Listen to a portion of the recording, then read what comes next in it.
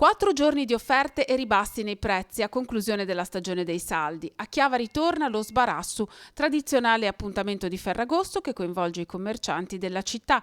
Martedì e mercoledì il centro storico e giovedì e venerdì il lungomare. Come sempre lo Sbarassu di Chiavari è il più atteso, è sicuramente il più grande, dove c'è maggiore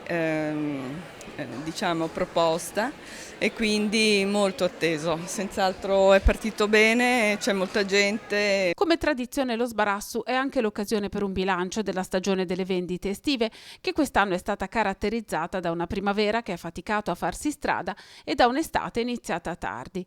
È stata una stagione abbastanza difficile, nel senso che l'inverno si è protratto molto fino a giugno, c'era freddo, quindi sicuramente la primavera ha avuto delle battute d'arresto come vendita e quindi poi la maggior parte delle vendite si sono avute nel momento dei saldi, perché il 7 luglio iniziano i saldi, oggi è la chiusura dei saldi e diciamo che la vendita importante si è fatta nei saldi. Questo non ha portato sicuramente beneficio alle aziende, ecco, è sempre essere sempre molto in affanno, sicuro.